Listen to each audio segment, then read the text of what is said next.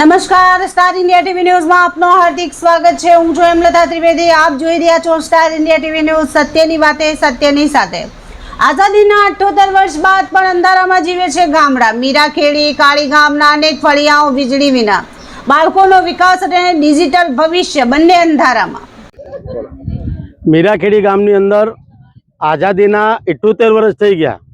સરકાર આજે આઝાદીનો અમૃત મહોત્સવ પણ ઉજવી ચૂકી હોય તે છતાં મીરાખેડીના આજે એક અમારું બોરવા ઘાટી એક ફળિયું છે, એમાં 150 જેટલા મકાનો છે, પણ આઝાદીના 78 વર્ષ થવા છતાં આજ દિન સુધી આ લોકોને લાઇટની સુવિધા આપવામાં આવી નથી।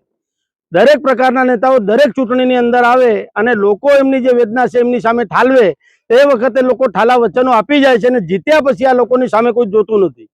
આજે સરકાર મોટા મોટા તાયફા કરી રહી છે। ટ્રાઇબલ સપ્લાયન યોજના અંતર્ગત અમારા આદિવાસીઓ માટે જે પણ કંઈ યોજના હોય એના માટે સરકારશ્રી દ્વારા ગ્રાન્ટો ફાળવવામાં આવે છે, પણ ધારાસભ્ય હોય, સંસદ સભ્ય હોય ને પ્રમુખ હોય એ પોતાના મળતિયાઓને તાયફાઓમાં આ ગ્રાન્ટો વાપરી નાખે અને ખરેખર ગામડાના જે ઊંડાણના વિસ્તારના જે લોકો છે તેઓ આજ દિન સુધી આ લોકોના આ નેતાઓના ભોગે આજે લાઇટ વિહોણો છે।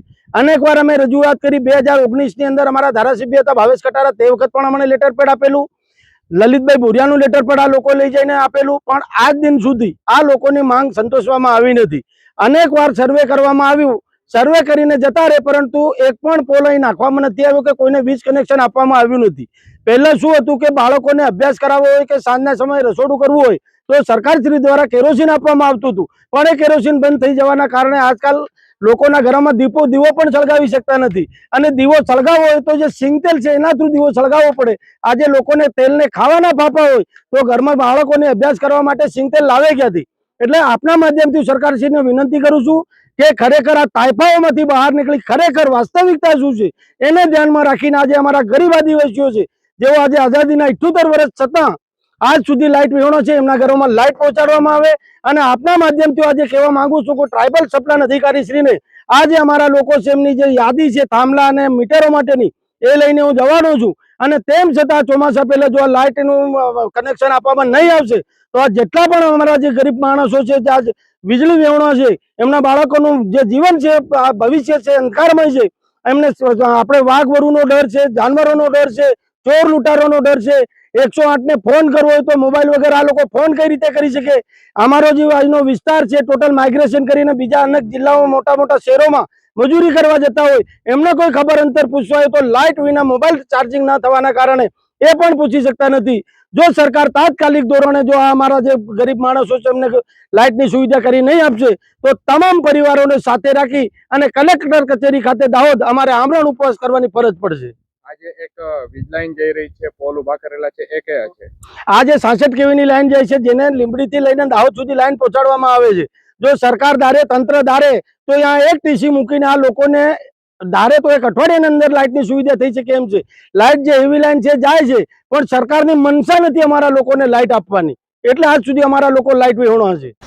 એક તરફ દેશ ડિજિટલ ઇન્ડિયા, સ્માર્ટ વિલેજ અને આધુનિક વિકાસની વાતો કરી રહ્યું છે, ત્યારે બીજી તરફ દાહોદ જિલ્લાના મીરાખેડી કાળીગામ અને આસપાસના અનેક ફળિયાઓના પરિવારો આજે પણ વીજળી જેવી પાયાની સુવિધાઓથી વંચિત છે। આઝાદીના 78 વર્ષ પૂર્ણ થયા હોવા છતાં અનેક ઘરોમાં હજુ સુધી વીજળીનો પ્રકાશ પહોંચ્યો નથી, જેના કારણે ગ્રામજનોમાં ભારે રોષ અને નિરાશા જોવા મળી રહી છે। સ્થાનિક લોકોના જણાવ્યા મુજબ અનેક વખત વીજ વિભાગ, સ્થાનિક જનપ્રતિનિધિઓ અને સંબંધિત અધિકારીઓને લેખિત તેમજ મૌખિક રજૂઆતો કરવામાં આવી હોવા છતાં સમસ્યાનો કોઈ કાયમી ઉકેલ આવ્યો નથી। પરિણામે 100થી વધુ પરિવારો આજે પણ અંધારામાં જીવન વિતાવવા મજબૂર બન્યા છે। ડિજિટલ યુગમાં મોબાઈલ ચાર્જ કરવા માટે પણ ભટકવું પડે છે। આજના સમયમાં મોબાઈલ ફોન શિક્ષણ, માહિતી અને સરકારી સેવાઓ મેળવવાનું મહત્વનું સાધન બની ગયું છે, પરંતુ વીજળીના અભાવે ગ્રામજનોને મોબાઈલ ચાર્જ કરવા માટે અન્ય ગામો અથવા ઓળખીતાઓના ઘરોનો સહારો લેવો પડે છે। જ્યારે સમગ્ર વિશ્વ ટેકનોલોજી સાથે આગળ વધી રહ્યું છે, ત્યારે આ વિસ્તારના લોકો હજુ પણ મૂળભૂત સુવિધાઓ માટે સંઘર્ષ કરી રહ્યા છે। વીજળીના અભાવે વિદ્યાર્થીઓને રાત્રિના સમયે અભ્યાસ કરવામાં ભારે મુશ્કેલી પડે છે। પરીક્ષાની તૈયારી હોય કે ઓનલાઈન શિક્ષણની વાત, વીજળી વગર બાળકો અન્ય વિદ્યાર્થીઓની સરખામણીમાં પાછળ રહી જાય છે. ડિજિટલ શિક્ષણના યુગમાં આ બાળકોને ઇન્ટરનેટ, ઓનલાઈન ક્લાસ અને ટેકનોલોજીથી દૂર રહેવું પડે છે, જે તેમના સર્વાંગી વિકાસમાં અવરોધરૂપ બની રહ્યું છે. અંધારામાં રસોઈ બનાવવી, બાળકો અને વૃદ્ધોની સંભાળ રાખવી તેમજ રાત્રિના સમયે જીવજંતુઓ અને ઝેરી પ્રાણીઓનો ભય, આ બધું ગ્રામજનોની રોજિંદી જિંદગીનો ભાગ બની ગયું છે. મહિલાઓને ખાસ કરીને સાંજ પછી વધુ મુશ્કેલીઓનો સામનો કરવો પડે છે. ગ્રામજનોના જણાવ્યા મુજબ થોડા વર્ષો અગાઉ મીરાખેડી ખાતે મોડેલ સ્કૂલનું નિર્માણ કરવામાં આવ્યું હતું. અસરગ્રસ્ત વિસ્તારથી માત્ર 500 મીટરના અંતરે આવેલી આ શાળામાં વીજળીની સુવિધા ઉપલબ્ધ છે, પરંતુ નજીકમાં વસતા ગરીબ પરિવારોના ઘરો સુધી વીજ પુરવઠો પહોંચાડવામાં આવ્યો નથી. આ હકીકત વિકાસના દાવાઓ સામે અનેક સવાલો ઊભા કરી રહ્યા છે. સરકાર દ્વારા દરેક ઘરમાં વીજળી પહોંચાડવાના દાવા કરવામાં આવે છે, પરંતુ મીરાખેડી અને કાળી ગામના ફળિયાઓમાં આજે પણ અંધકાર છવાયેલો છે. વિકાસના આંકડાઓમાં કદાચ આ પરિવારોનો સમાવેશ થઈ ગયો હશે, પરંતુ હકીકતમાં તેમના ઘરોમાં હજુ સુધી એક પણ બલ્બ પ્રગટ્યો નથી. પ્રશ્ન એ છે કે વિકાસના મોટા દાવાઓ વચ્ચે શું આ પરિવારો હજુ પણ સરકારી તંત્રની નજરથી દૂર છે?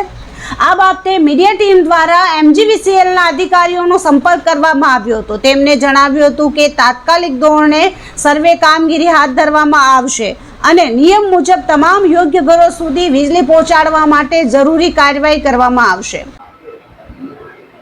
જી સર, અત્યારે મીરાખેડી કાળીગામ વિસ્તારની અંદર 100 થી 150 ઘરની અંદર અત્યારે લાઇટની પરિસ્થિતિ નથી. શું કહેશો એ બાબતે?